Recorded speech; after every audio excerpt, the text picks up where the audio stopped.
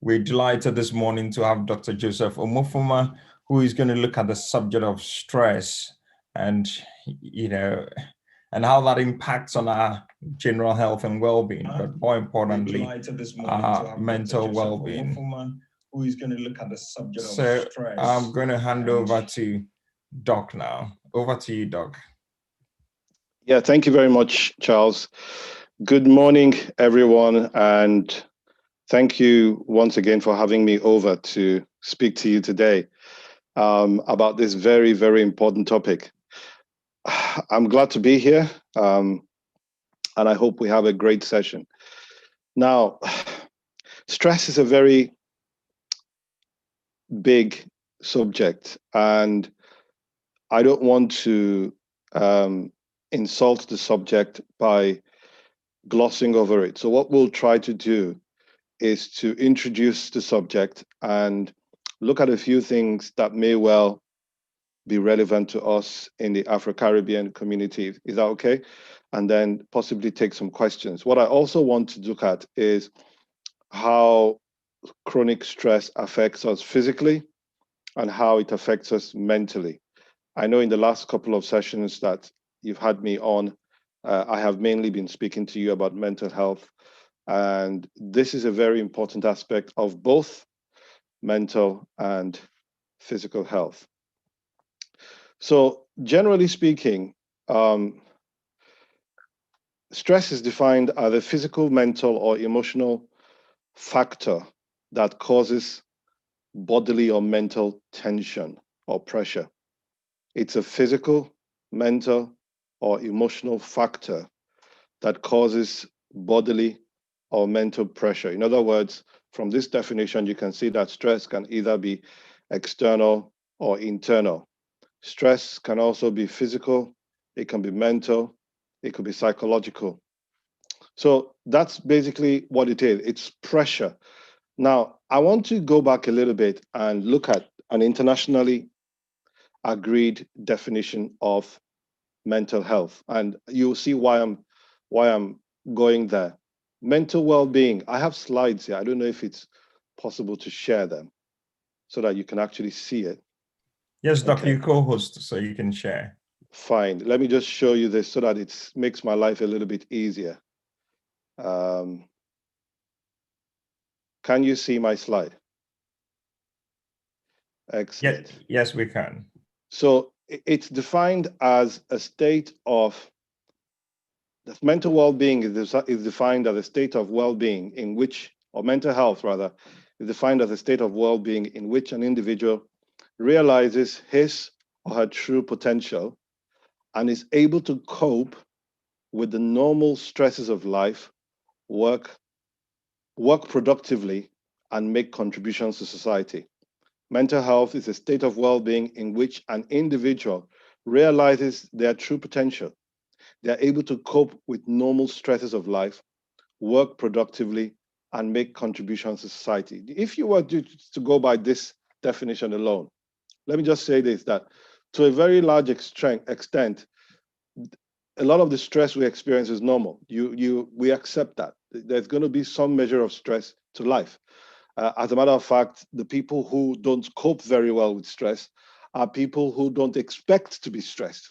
What I'm trying to say is that there is a certain degree of, there needs to be a certain level of expectation that there's going to be some kind of stress. Things are going to challenge us in life. Everything is not just hunky-dory.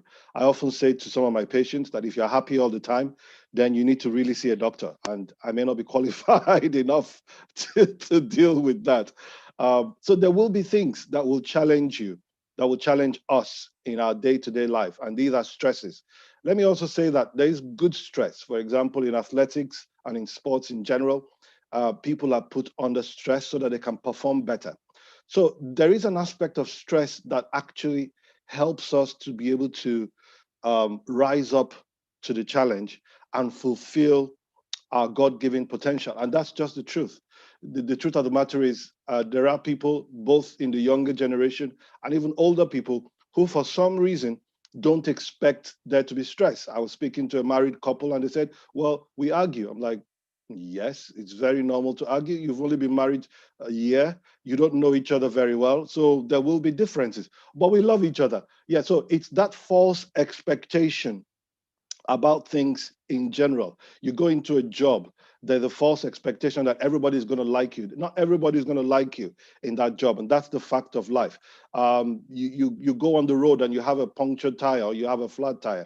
That's something that can happen to anybody at any point in time. In other words, what I'm trying to say is, if we have an attitude of expecting that there will be stresses, there will be times when you will not have money. There will be times when you'll have money. There will be stresses in life. Maybe it will help us to cope better. So there is normal stress. Now, when it becomes an issue is when this amount of stress becomes overwhelming and it becomes chronic. In other words, it lasts longer than you expect it to. In the medical parlance, for clarity, anything that goes beyond 6 weeks continuously is considered to be chronic. Okay. So when I mean chronic, I mean I'm using the word in terms of time elapsed rather than um, rather than how severe. Because I've had a patient come and say to me that I've had a chronic headache, and I said, what do you mean by that? He said, well, the headache is really bad. That's not what chronic means to us as health professionals. It basically means that this has been going on for some time. So stress becomes an issue when it's prolonged, and so it can take its toll on us both physically and mentally. So for the sake of time, well, let's talk about what causes stress. I already alluded to it. All of you here know the kind of things that causes stress. Like I talked about internal stress and external stress. External stress, things from outside that you can't do anything about. People don't like you, you get a new job, you're moving house, that can be quite stressful. You change location geographically, you immigrate, that can be stressful. You have a motor accident, you break your leg or your tibia bone or your whatever, that can be quite stressful. You break your hand, you fall, you graze your knee. Those are external forms of stress. Internal forms of stress are things more like emotional disruptions, where children have been abused or even adults have been abused, or there's depression and things like that that come from inside. So you can see that it's a whole spectrum of things, and it's really important for us to see it that way rather than a simple thing. Now, this slide I'm about to show you, you probably won't be able to see very well. So, but I will try and share it anyway, um, just to give you an idea of what I'm dealing with. Okay. My technological skills are being called seriously to play here. Okay, so I have a diagram. There we go. I have a diagram that talks about how stress affects different parts of our bodies. And I'm sorry, it doesn't really project very well. But if you look at the diagram closely, like I am doing, you can start from the brain. And I'll spare you all the different things. I just want you to see the diagram that I'm seeing, and then we'll go on quickly. It starts from the brain. And some of you now will begin to understand some of the symptoms that you may be getting. Things like stomach ache, tense muscles, headaches, heartburn, rapid breathing, pounding heart, even things like fertility problems, erectile dysfunction, missed periods, low fertility, low self-drive. Those are things that are all manifestations of stress. Then you go on to the big guns: high blood pressure, heart attacks, strokes, then increased in depression. So these are all things that can be affected by stress. So you can see that on its own, like I said, can be a normal phenomenon. It can be something that happens to us on a day-to-day basis. But when it gets prolonged, when it gets severe, it can become an issue. And that issue can then begin to affect us in every system of our bodies. In every system of our body. The way I normally tend to look at it is, let me give you some statistics before we go into that. For example, we know that in heart attacks, for example, or cardiovascular events, stress plays a major factor, as almost as much as genetics. So if you have a family history of high blood pressure, for example, then it becomes, you're more likely to develop high blood pressure. If you have a family history of strokes and high cholesterol, you're more likely. Of course, genetics plays a huge role, but stress comes right behind it in terms of how much it predisposes us. So we can see that stress is actually dangerous if it is allowed to fester, if it is not kept in check, which is one of the reasons why I believe the organizers have asked me to talk about this. If it's not kept in check, if it's not reined in, it can literally shorten our lifespan or even cause morbidity. In other words, you can have a stroke and get paralyzed. You can go into depression, where it can affect your ability, like we defined from the mental health point of view, to be productive. It can affect your ability to be to contribute to society. So it's a big deal, and it's not something that we would really wish on anybody, really, but it's a fact of life that it happens. So now I'm sure everybody's now wondering and asking, so how do we deal with this? I'm glad you asked. There are a number of things that you and I can do.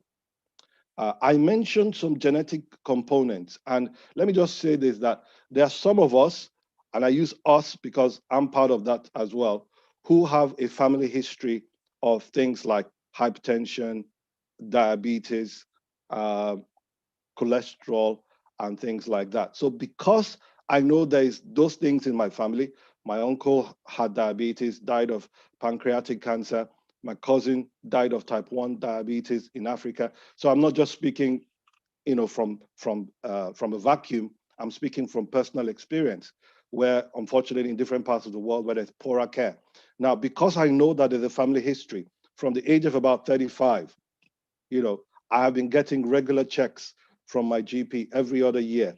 So I want to use this opportunity to encourage us to pay more attention. If there's something that runs in your family, please don't shroud this in spirituality. I'm a Christian, like some of you know. I actually pastor a church. So if you're a Muslim or you're a Christian or whatever, don't shroud this up in Christianity. Your body is one of your greatest assets. And the more you look after it, the better it's going to perform for you. So prayer is not going to take it away. If you have a predisposition for this, please go and get checked. Because one of the things I'm going to be saying about stress now is that stress is better prevented rather than cured. It's better that you don't allow it to set in the first place, rather than looking for how to then get rid of it. It's more difficult to get rid of. So if there's a family history of something, please go and get it checked out. So in terms of how to prevent stress, because the prevention is also the cure. The prevention of stress is also how we cure it.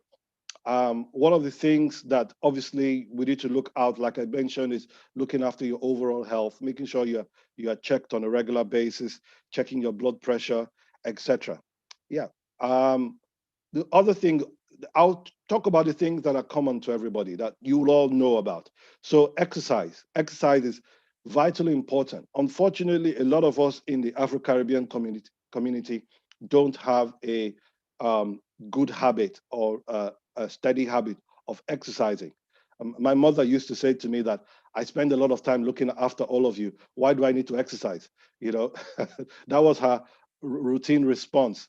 She wakes up at 5 a.m., starts to cook for the family and all of that. But the truth of the matter is, exercise from a medical perspective is defined as an activity that raises your heart rate above 90 or above 100 for up to 30 minutes.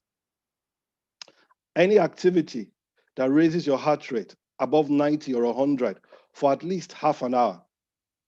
So let's look at it critically. Unless you are over 65 years old, walking, just generally walking around, it's not considered to be a form of exercise. Fast walking is. So if you join a walking group and they are walking fast, what you'll find is that anything at all that is going to be considered to be good exercise is going to raise your heart rate above 100. And you need to do that for at least 30 minutes. And it's recommended that you do that at least 3 times a week. I was saying that many of us, and I used to be guilty of it, not anymore. I've taken up a hobby. I play tennis and other things. Many of us are not very good at this. And this singular activity alone will cut the percentage of long-term effects of stress by almost half, just moving your body around. So what I often say to a lot of people, especially people who are very busy, our ladies, our mamas or grandmamas, join a dance class. You don't have to do anything extraneous. I don't expect you to wake up at 5 a.m. and start jogging, in the cold. Join a dance class. Do something simple that you and a few ladies can do, and it becomes fun. While you're having fun at doing those things, you find out that you're actually exercising. Or join a walking group. There's a local walking group around where I live, and you have 60-year-olds that can outwalk me because they've been doing it for so long, they've gotten so used to it, and by the time these guys start walking, man, you struggle to catch up with them. So there are things that you and I can do to modify the issue of stress in our lives, and exercise is a big, big, big issue. Don't put it off, because exercise will cure or will solve a lot of things. Another important exercise that I should recommend is swimming. Swimming is very, very important. Swimming works your whole body. It works your body from head to toe, and it also acts as a good form of cardiovascular exercise. So if you have access to swimming, or you can do it, because some people tell me, oh, I'm too fat, or I have bad knees. If you can't walk, you can't jog, or you can't play tennis like me, you can at least swim, or you can dance. You can do Pilates. Like Nike would say, just do it. Okay, let's cut out all exercises, because what happens when you exercise is apart from the fact that you work up your cardiovascular system, you open up your arteries, you increase your blood flow to the brain, you unclog your arteries up, you release hormones that make you feel happy, and overall it calms you down. That's your body's natural, like almost like an antidepressant, if you like, when you exercise. So one of the things we actually prescribe to people who are depressed or having mental health issues is some form of exercise, believe it or not. Something as simple as that. Going out, getting to do something. Another thing, I don't want to be on anybody's back today, but another thing that is really pertinent to us in the Afro-Caribbean community is diet. And I could spend a whole session talking about this, because in our diets, we fry everything. We put salt in everything. We spice it up, and that's okay. It's good for the tummy, but over a long period of time, it's not good for your arteries. So let me just say this, let me put it out there for those of us who may not be aware. One of the richest sources of cholesterol, apart from the egg yolk, is red meat. One of the richest sources of cholesterol, apart from the egg yolk is number one, which is why eggs, we are advised to limit eggs to at least 3 or 4 in a week. And that's why cardiovascular disease used to be known as the rich man's disease. Because I don't know about you, but I grew up in Africa, and I came here when I was 29, they're about 30, something like that. We didn't have access to a lot of eggs. Eggs were a bit of a delicacy and all of that. So apart from the egg yolk, red meat is the richest source of cholesterol. So what do I mean by red meat? You talk about beef, talk about goat meat, you talk about any sort of lamb, all the rest of them. Now, even among these, there are categories. So goat meat, for example, has leaner meat than beef, etc. But they all contain cholesterol, and it's really important that we understand these things and don't unnecessarily expose ourselves. Instead of frying your food, you can grill them. That way, you reduce the amount of oil that goes into it. When you use oil to fry things, the research has suggested that the more you use or recycle the same amount of oil, the more unsaturated fats is there, and it can cause more problems. So these are things that I know for a fact that in the Afro-Caribbean community, we do a lot. And then we put salt, like, we use salt to preserve things. My grandmama she preserves her fish with salt. She preserves her meat with salt. Salt, salt, salt, salt, salt. We need to cut down on this thing. So diet is really important, how we pay attention. Another thing that may seem obvious, because I don't want to, like I said, I can spend a whole session talking about diet. I don't want to, I just want to give us snippets of what I feel may be relevant to us, and we can ask questions if I miss anything out. Sleep is extremely important, believe it or not. You need a good 5 to 6 hours of sleep in order to be able to function normally. One of the things that it's now being found out, one of the predisposing factors to heart attacks and strokes is a lack of sleep. So poor sleep patterns. If you don't sleep very well, we expose ourselves to having heart attacks and strokes, etc. So that's again a key part. Very closely related to that is having a good work-life balance. Work-life balance.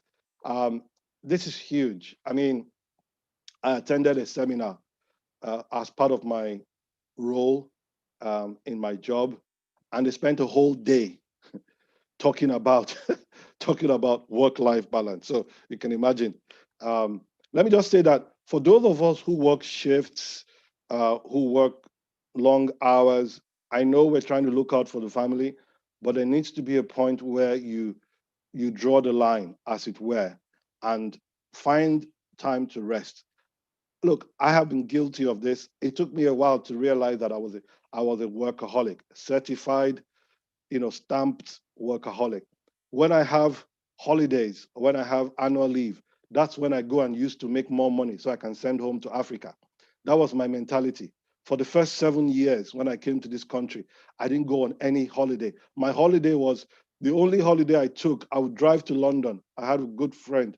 He's like a younger brother to me. I would drive to London because I enjoy driving. Driving relaxes me. I would drive all the way to London from Manchester, chill on his couch. He lived in a one-bedroom house. I would chill on his couch for 2 days. We'll catch up on old times, and I would drive back and come and do some extra shifts in the hospital. That was my life. That was my holiday done. But as so you can imagine. So, but as I went on, I realized that life is not all about that. The people in Africa will survive, whether you send money home or not. I'm not saying you shouldn't send money home. I'm just saying that if anything were to happen to you, then that money is still not going to be sent home. Time is almost up, but last but not the least, I have a whole presentation. Incidentally, I'm presenting the same subject to a group of ladies later on today. They have a national convention of ladies, and they've invited me to talk about stress and all of that. So I have a whole bunch of slides prepared. Last but not the least is having a very positive mental attitude. Now, I don't want to sound condescending, or I don't want to sound like I'm sort of. Well, what I want to point out is that I started doing these talks to teenagers on the intangibles of leadership, and the mothers would then come to me. It was targeted at single moms, although we open it up to everybody. So I have a mentoring group of about 20 or 30 of them, and then the mothers would come to me and say, "Look, adults need to hear this thing too." One of the intangibles of leadership that I share is about resilience, and I started off talking about this at the beginning of my talk. Nobody owes us anything. So having a positive mental attitude means that when you do things, you don't expect that people are, don't expect everybody to be nice to you. Don't expect that everything is always going to go your way. Don't expect that life is always going to be good. There will be times when the rain will fall and your shoes will get muddy. That's life. If you expect it, if you anticipate it, I put myself in a better position to be able to deal with life. Your kids are not always going to listen to everything you say.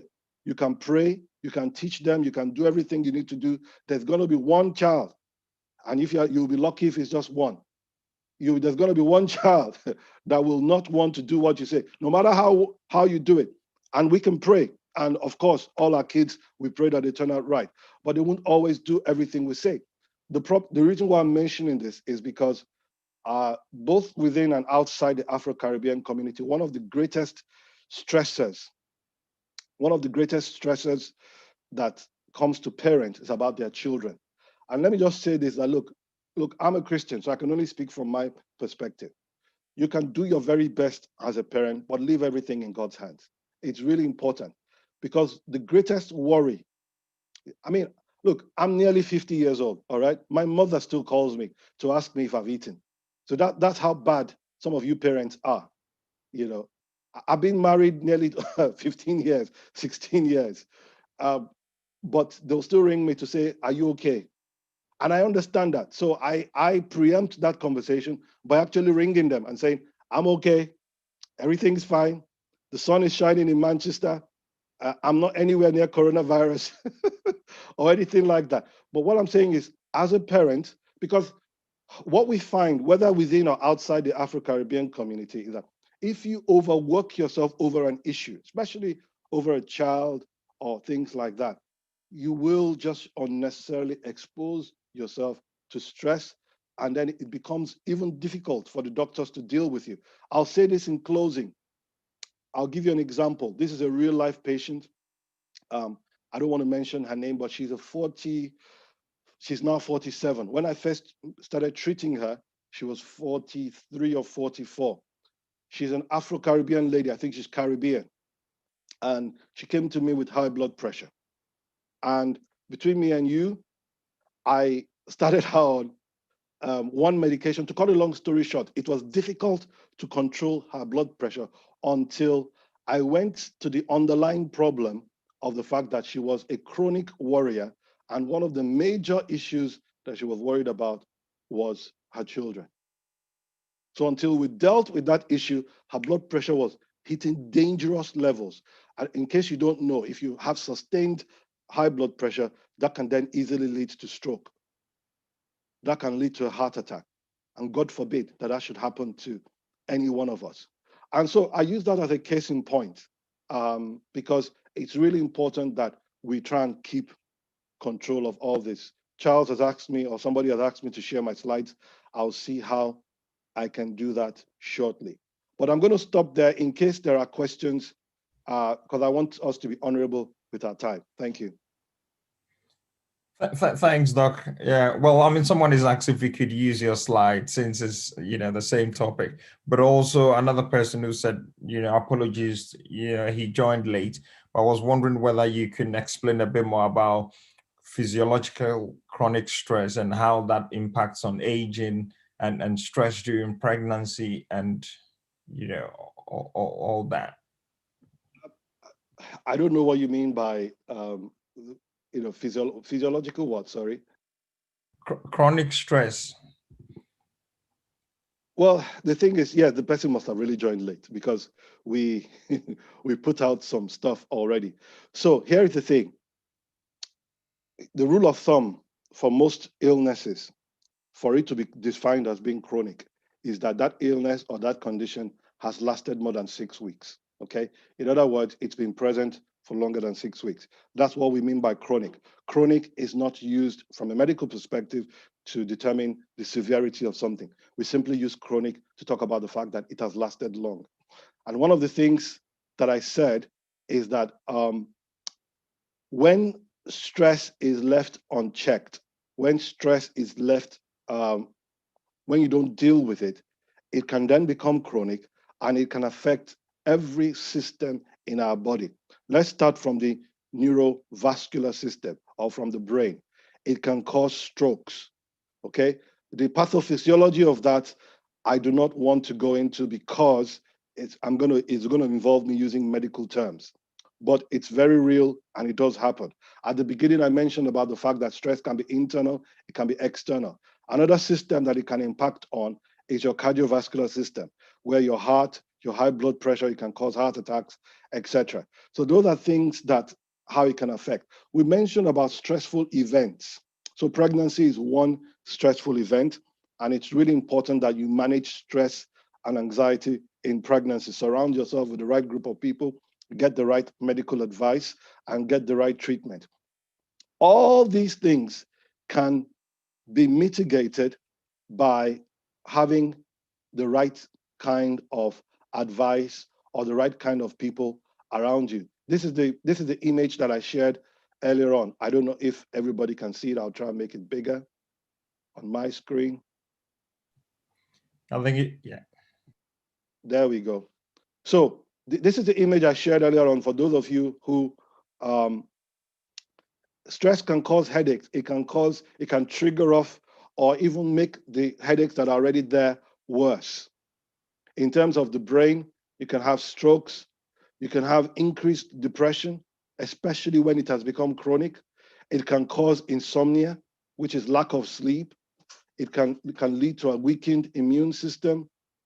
It can even lead to diabetes, raised blood pressure, stomach pain, a low sex drive, tense, aching muscles, missed periods, erectile dysfunction, fertility problems, pounding heart, risk of heart attack, rapid breathing, heartburn, headaches. I like to share real life stories. There was a lady, this is a very real life story from about 5 years ago. There was a lady, I think they were actually Caucasians, no, mixed race. I don't know what the correct terminology is these days. The father was black, the mother was white, okay? You can, politically correct people can help me out. She had trouble conceiving, and a lovely couple, they loved each other and all of that. And after speaking to them, you know what I said? This is what I literally said. I said, you need to go on a holiday. She looked at me like I was stupid. She looked at me like I was crazy. You know, when a woman comes to you, they're crying, they're desperate, we've done everything, we want you to refer us to a fertility expert. I said, before I do that, go on holiday. She went on holiday, came back pregnant. The problem was not, there was nothing wrong with her because all the tests we had done so far, they were normal. So I knew that she didn't particularly need a fertility expert, but because she was not relaxed, her body was not functioning properly. Now, it doesn't work as simply as that for everybody. Well, I'm just using that as an example of how stress can actually lead to infertility. You know, there's something I mentioned in one of my earlier presentations about psychosomatic disorders. The body takes orders from the brain. And if your brain is not in tune with certain things, it sends the wrong signal to your body and your body can't function. And unfortunately, that's the way mental health and other things work. So I hope I've been able to answer that question in some way. Great, thanks, Docs. Lots of questions. I'm going to start with Vanessa, and then I'll go to some of the written, questions. So Vanessa, if you want to unmute yourself, let's see. Sorry, it's not. Good morning. Thank you very much, Joseph. That's really interesting. And all of it resonates with me. Just in simple terms for me, working in the NHS a lot like yourself, it's about planning, and it's planning for everyone in their lives. You mitigate against what you can. So for me, if you plan your day, start it positive. If you know that stress is going to be you getting to work late, arriving late, causing issues, get up earlier. Meal times, plan that as well, and build it into your ever busy day of when you're going to have your meal, and stop.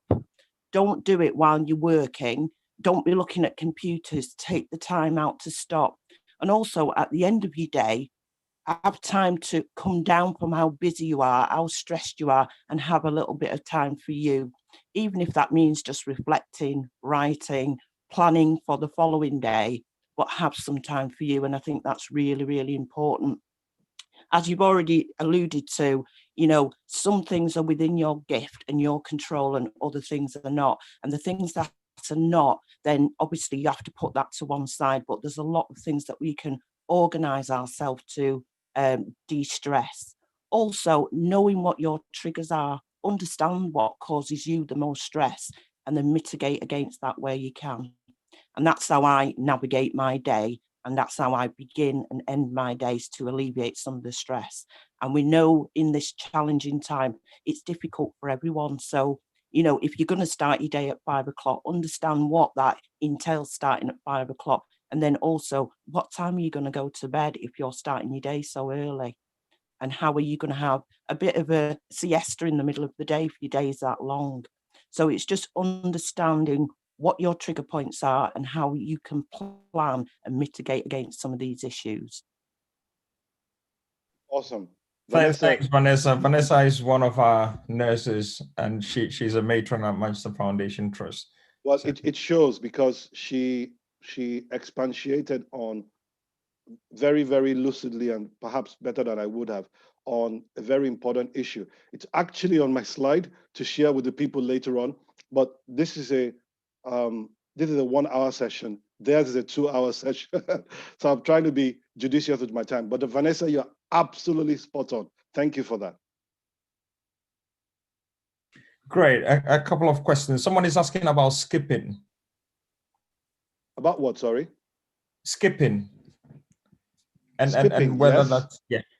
That is a form of exercise, yes, and it's a good one. It's something you can do at home. It raises your heart rate, as far as I know. I've done some skipping in my time. What's the question there?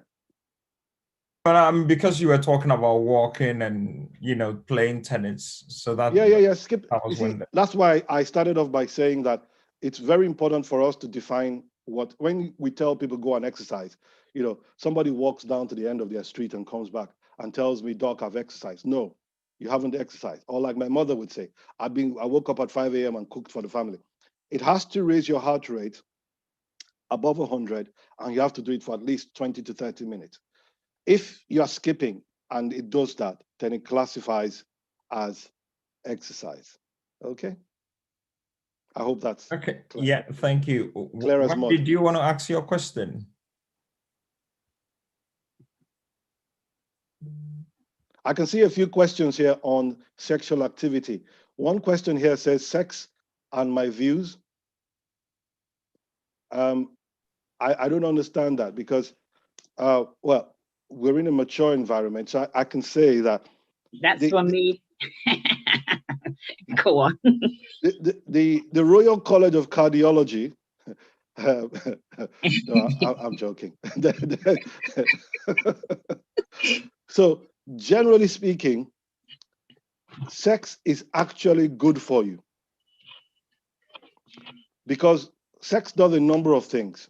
It actually works up your cardiovascular system, and it releases, endorphins, which are feel-good hormones, which makes you feel good and makes you feel happy. It also helps to de-stress you. So I would strongly recommend it. The problem or the issue with sex really that a lot of times, and this is the pastor in me coming out now, a lot of times people don't realize that sex is more mental than physical. If you are not in a good relationship with the person you're with, sex is going to be meaningless. So it's not just about bumping bodies, it's about that relationship that then leads to the physical activity. That's why some people in very good relationships can be in a good relationship and not necessarily have sex all the time or as frequently as some people. The problem we have in society now is that sex has been reduced to a meeting of genitals. And it's a lot more than that. Somebody can have sex with you and hate you. Somebody can have sex with you and be planning evil about you. So it's not about that. It's about being in that loving, reassuring environment where your partner is encouraging you to go forward and be all the best that you can. You're encouraging your partner. You're being supportive to one another. You're doing things, and that's where that bond then becomes more precious and more important. Thanks, Doc. Great one. So I'm going to ask one, and then I bring in Dominique. Someone is asking about eating egg, so and whether that raises the cholesterol. So is it the yolk we need to avoid, or yeah? Eggs. Let's be clear. Eggs are good for you. Okay, they are a very good source of protein, but they also contain cholesterol. Like I already alluded to, the current research, and medicine is always changing, as you know. The current research suggests that you shouldn't have more than 4 eggs in a week. 4 full eggs in a week. That is enough to give you the nutrients you need without necessarily overly raising your cholesterol. Having said that, if you have a family history of raised cholesterol, you have a genetic condition, then you put yourself more at risk by eating eggs. I have a close friend who is like a brother to me, who had a partial stroke at the age of 42, lives in Canada. His family doctor had told him, your cholesterol was high, didn't pay attention to it, ended up with a partial stroke. Now, if you're someone like that, then obviously things that are going to raise your cholesterol further. Everything in moderation. If you eat 8 eggs in a week, and then you don't eat any other sources of cholesterol, That probably balances out. But eating 4 eggs is based on the advice that you're probably not a vegetarian. You're going to eat some form of meat. You're going to have some form of other forms of cholesterol, like cheese. Cheese has high fat content as well. You're not going to be, you're not going to stay away from fried food. I do what is called calorie counting, me personally. Okay. And so I try to look at what's in the calories and to help out. So I don't want to label eggs as being bad. It's about having moderation and knowing what your diet can do for you. Great. I'm going to bring in Dominique and then take a few more from the chat box. So Dominique, you can unmute yourself. Thank you, Charles. Thank you so much, Dr. Joseph, for having us. I'm just going to ask a question personal, because we're going through the COVID right now, and we're based in Manchester, and it seems like we might be going back into another lockdown. As a mother of 2 and also a working parent, and I think a lot of us probably resonate with that, is that we want to try and avoid the stress, but there's always something that comes up to it. I think we're at the position right now where we can say, some of us are doing quite well with all what has happened in the past 8 months in terms of trying to manage our day-to-day life. But what would you advise us in this situation that we might be going into another lockdown? And what would you tell us, or what is the best way to manage this stress? Because we will be probably back again in this institution where we've got kids at home having to work and manage. And I know it's maybe a vague questions, but I'm just wondering, what would be your advice, knowing that we're talking about stress now, the best way to go towards it? Excellent. Dominique, I love your question. It's not a vague question. It's a very real and it's a very pertinent question. It takes me back to the contribution that Vanessa gave in terms of planning and preparation. Now, at the beginning of my talk, I mentioned the fact that one of the ways to actually deal with stress is to anticipate the things that you can't do anything about. So in terms of the lockdown, quite specifically, because we've been getting a lot more calls about mental health and stress and things like that. So my advice is going to be 2 or 3-fold. First of all, there's none of us here, I hope, was involved in causing the coronavirus pandemic. Well, I hope so, at least. So you and I did not cause this pandemic. However, the pandemic is here, it's real, and it's affecting a lot of people. One of the ways to look at it, Dominique, is to think, well, this has happened now. It's either I sink or swim. How do I deal with this situation that has come upon me, that I didn't cause? One of the best things you can do for yourself, or anybody can do for themselves, is to have a good attitude. Think about the positives. Think about the positive aspect of your life. You are still here. Your children are well. Your husband or your partner is well. Your arms are working. You have to be thinking and be counting your blessings, as it were, and think about all the positive things that you already have. I'm speaking from the perspective of someone who has lost some GP colleagues to COVID. I'm looking from the perspective, we're raising funds for a doctor down south who is now paralyzed as a result of complications of COVID. And yet I have to dust myself up every day, go out, sometimes see COVID. In fact, I saw a lady, because I do joint injections, one of my other skills that I have, I do for arthritis.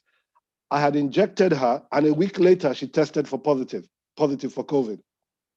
My colleagues were going crazy, and they were looking at me that, how can you be so calm? First of all, I can be so calm because of my faith in God. Now, Dominique, I don't know where your faith is, but I'm a pastor, so I can only speak from my experience. Faith in God goes a long way in calming things down in the midst of this pandemic. But even if you don't have any faith, have a positive mental attitude and think about the positive things in your life right now. There are people who've lost their jobs, who have lost their livelihoods, who have lost their lives. And as the old saying goes, where there is life, there is hope. This pandemic is not the only pandemic we've ever had. So this pandemic will come and go. So to summarize my advice to you and to anybody else who is going through this difficult situation is, of course, be safe. Look after your children. One good thing that the Prime Minister has said, and I'm not saying he hasn't said other good things, but one good thing that he has said is that we have to be fearless, but we have to be careful. I go out every day knowing that the patient that I'm seeing could be COVID positive, but my training tells me that I have to put my patients first. And so I still go out and see them, and I still do the best that I can for them. That's what I have to do. I'm wearing my PPE, I'm masked up and gloved up and aproned up. So let's be careful. Let's keep safe, but let's keep positive, because negativity is not going to do you any good at all. One of the things I'm in my slides actually that I haven't shared with you today is the fact that if you keep on anticipating evil, or if you keep on anticipating that something is going to go wrong, you're going to die or you're going to fall ill many times before you actually fall ill. So there's no point in actually being negative. Let's be positive and let's trust in God. Let's trust in the system that, you know, a vaccine is being developed. Now, let me just say this. I'm sorry I'm taking up so much time, Charles, but in terms of vaccines, this is ironic. Some information came across to us, I'm in a group, that a number of Afro-Caribbeans are not going forward, that Black ethnic minority general, are not going forward for the vaccine testing, for those people who want to be tested to see if the vaccine is going to work. Ironically, we are the people who are most affected, most severely by the COVID. And so one of the things that I've been saying to a lot of my patients who are Afro-Caribbean, go put yourself out there. Let's all join in and find a cure for this dreaded illness that came from Wuhan or wherever it is that it came from. But let's be positive. We've fought many things before. There was bird flu, there was swine flu, there was Spanish plague. This is not the first pandemic that's going to hit humankind. And if we have survived this far, we will definitely survive beyond it. It's really, really important. So along the same lines, I actually mentioned this to Charles before we came on air. Please, if you're eligible for the flu jab, in other words, if you're over 50, if you suffer with a chronic medical illness or a respiratory illness, please go and get the flu jab. It's really, really important. It's going to help us have less people coming into the surgery with illnesses so that we can deal with the most severe illnesses which, you know, they couldn't do anything about it even if they had the flu jab. But please go and get the flu jab, because another thing is that a lot of people are not getting vaccinated. There's all kinds of theories about vaccination, some of which, God, to be honest, I don't understand where it's coming from.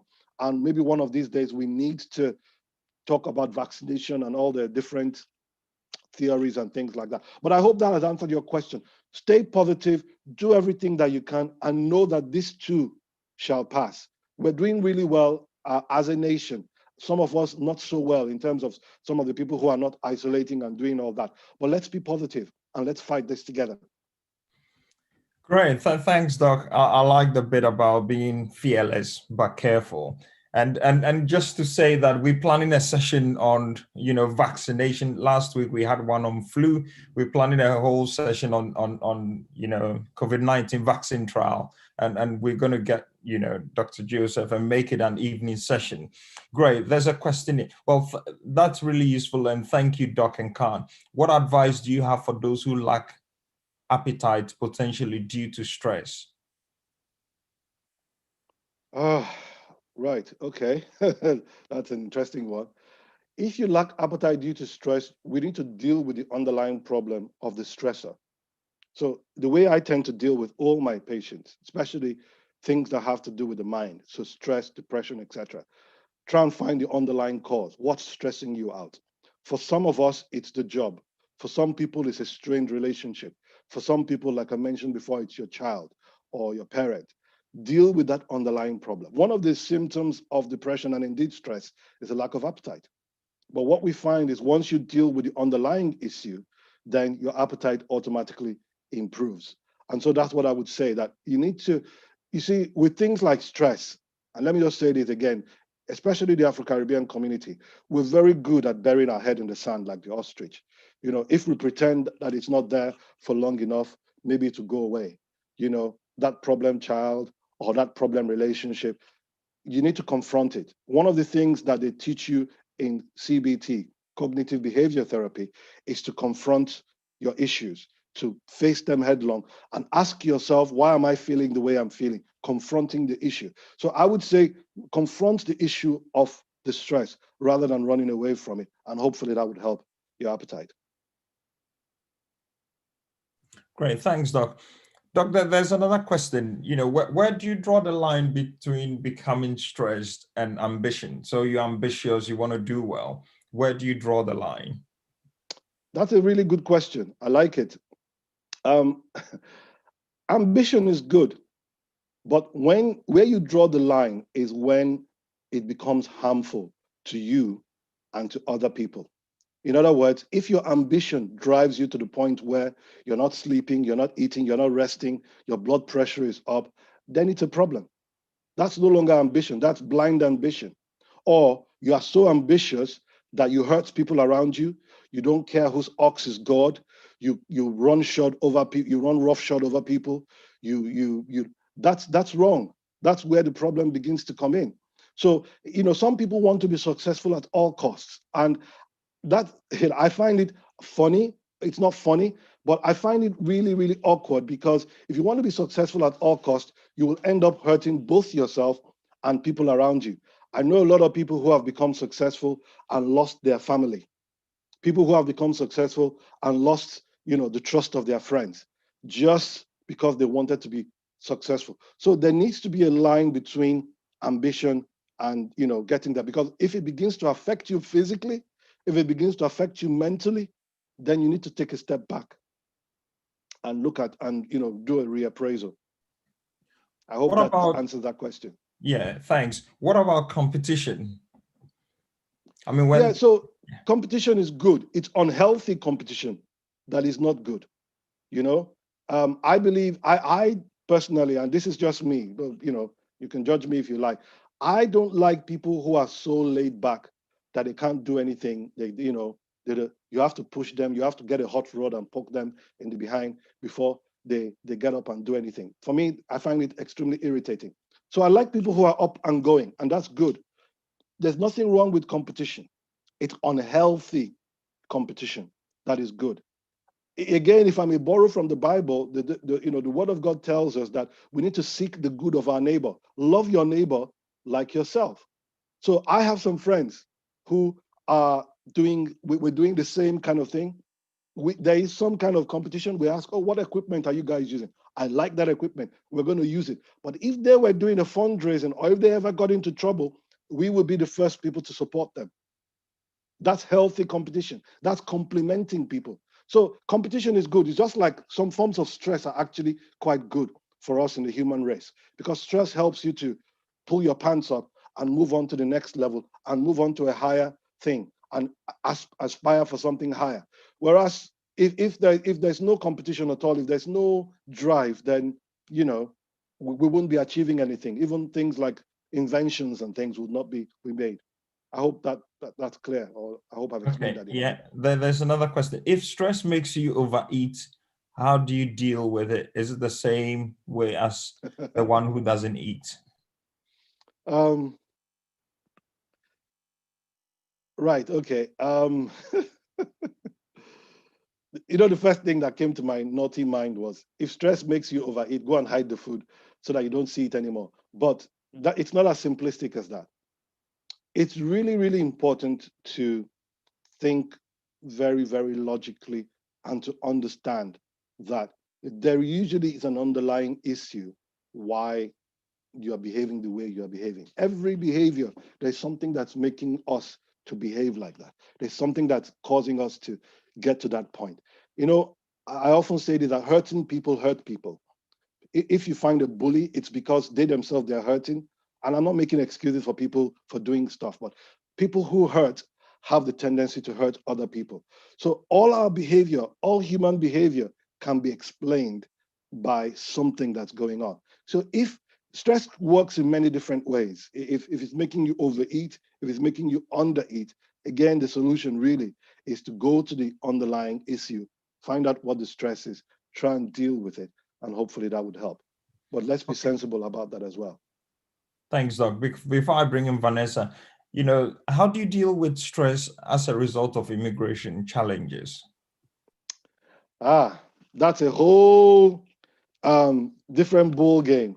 I knew, Charles, I knew somebody was going to ask about this. Immigration stress is no different to any other kind of stress. And I'm not trying to belittle anyone's problem, but you have to be resilient. You have to maintain a positive mental attitude and seek help from appropriate sources. So make sure you have a good lawyer, make sure you're getting the right advice, stay positive, surround yourself with the right kind of people. I'll give you my experience. When I came into the country, I had some immigration problems. It wasn't a big deal. It was the fact that I came on a visitor's visa and I needed to change it to a working visa. The people that I found to be most helpful were people from my church. And it wasn't even the whole church. We had a little cell group, like a home group, and they were extremely supportive. You see, these days, us as GPs in the secular world, there's something now that is called social prescribing, where we're prescribing things for people. We're asking people to go to their imams. We're asking people to go to their pastors. This is actually now on the NHS because even the medical science is finding out that these support systems are absolutely crucial for human survival. So make sure you're in the right support system. Make sure you have sympathetic people around you. But on top of all that, make sure you're getting the right kind of advice from the right kind of people. And I hope everything goes well. Thanks, Doc. I'll bring in Vanessa.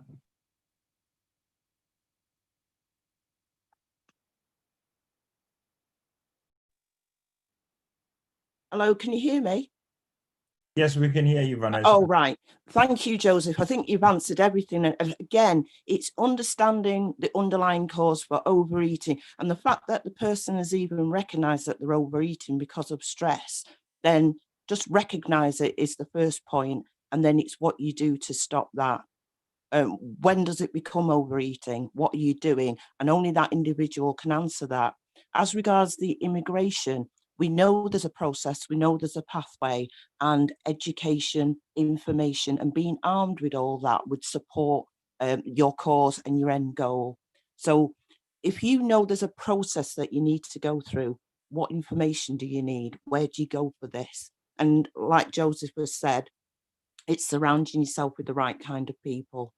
So don't create the stress if it's not required, because immigration, as we know, is incredibly challenging and there is a process and you'll hit these buffers, you'll hit bureaucracy, and it's understanding what you do to get around that. So like it's already been alluded to, have the right people around you and know it's going to be challenging, and that will mitigate against some of your stress. Thanks, Vanessa. There's a question on YouTube. Do you believe there's value in doing things like mindfulness and meditation? Hey, Doc, you're on mute. Within reason, there is good meditation where I do meditation. It depends on what you're meditating on. What I don't subscribe to is transcendental meditation, where you get into dangerous territories and then you can expose yourself to spiritual things that then take control of your mind.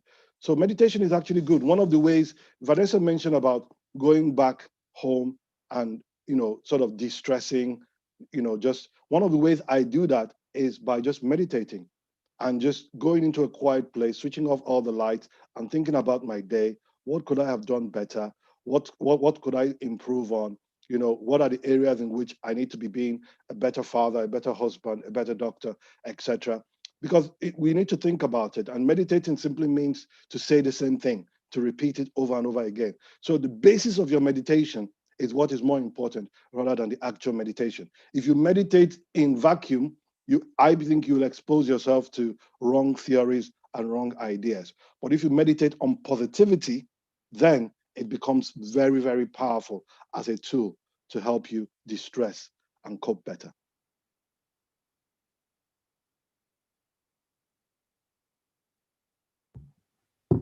Thanks, Doc. Right. Can we get your final words?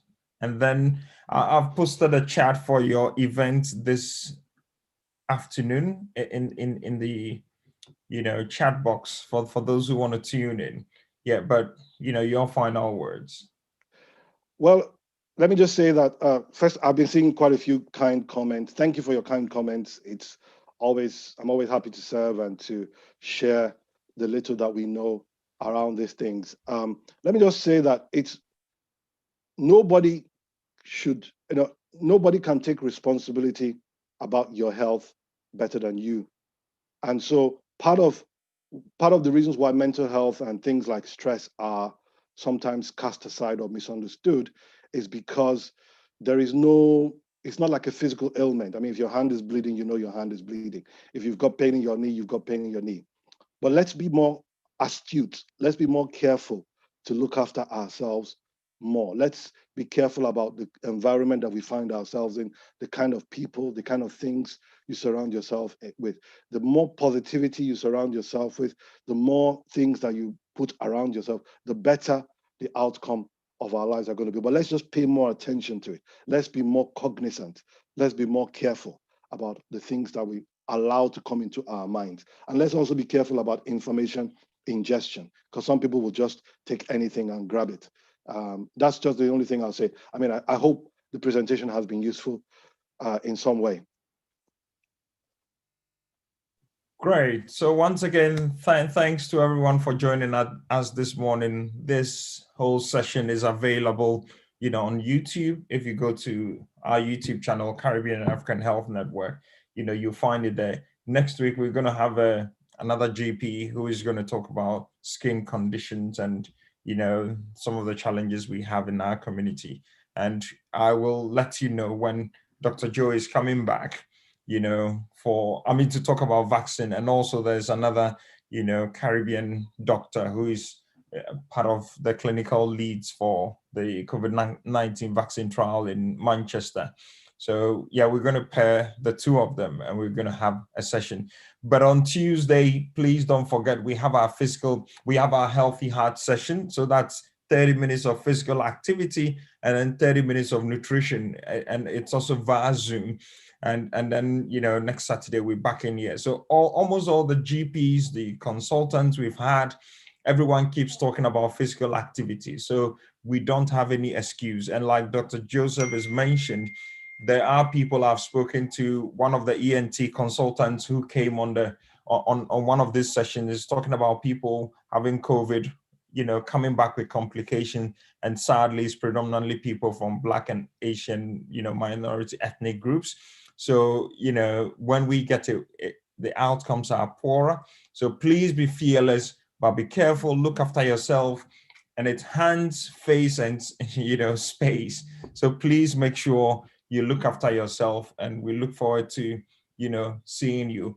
By the way, we also have a counseling service, and it's a Black-led one. So if you want... Sorry, I was going to mention that. Please take advantage of the counseling service. It's fantastic.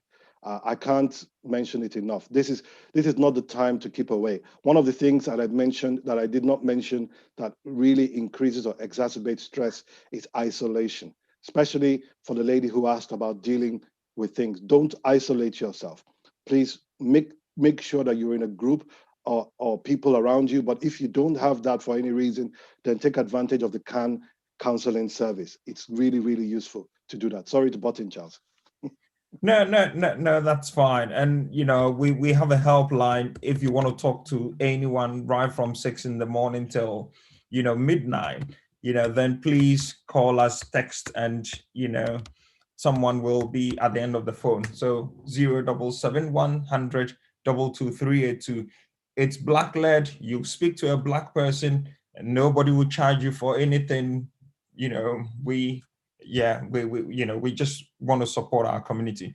So Dr. Joseph Omofuma, thank you once again. We're delighted to have you as our clinical, specialist for our counseling and mental health service.